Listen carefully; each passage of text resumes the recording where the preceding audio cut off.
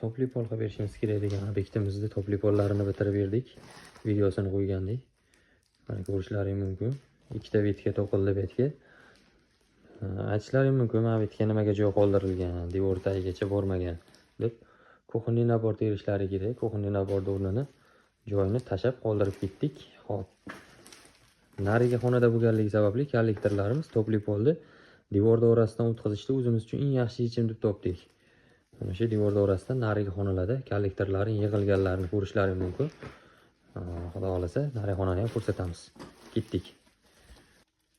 Oshxonamizdan keladigan topli polni bitkalari ko'rishlaring mumkin. Kollektorga yig'ib, chiroyli qilib taxlab berganmiz. Ustlariga izolyatsiya kiygizib, xudo xolasa bu xonamiz yotoqxona spalniy bo'lyapti. Oshxonamizga o'xshab, bunda ham mana shkafimiz bo'lar ekan, xudo xolasa plan bo'yicha bu yerda.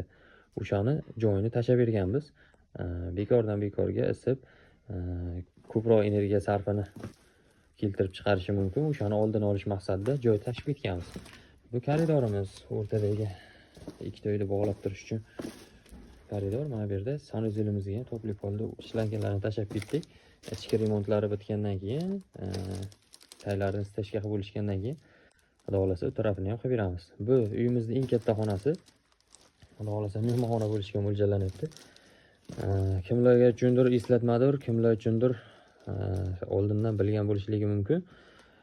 Mana bunaqa uzunroq xonalarga to'g'ri kelgan paytda o'zi topli polni har bitta vetkasini 70 metrdan oshirmasligi kerak. Sabab vetkani mana bu boshidagi misol gradusimiz belgilangan gradusimiz 35 yo 40 gradusdir. 40 gradus bo'lsa, oxiriga borib o'sha gradusimiz 10 balki 15 gradusga pasayib qolishligi mumkin. Vetkani uzunligiga, kaltaligiga qarab. Bu klientimizga albatta diskomfort tug'diradi.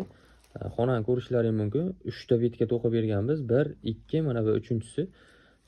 Yana bitta sizlarga bir narsani ko'rsatishim mumkin. Hop. Mana bu skobalarda ko'raverasizlar.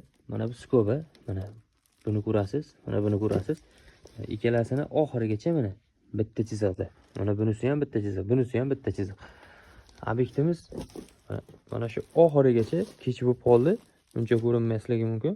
Bitta chiziqda skobalarimiz turibdi. Yana ham chiroyliroq qilishga harakat qildik. Skobalarni ham bir chiziqqa mosladik. Xo'p, bu yerdan radiatorimizga joy chiqarib ketganmiz. Bu yonimda sanuzel bor.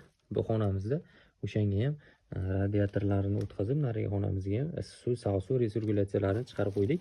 Xudo xolasa foydalanishga tayyor bo'lib qoladi bu xonalar ham.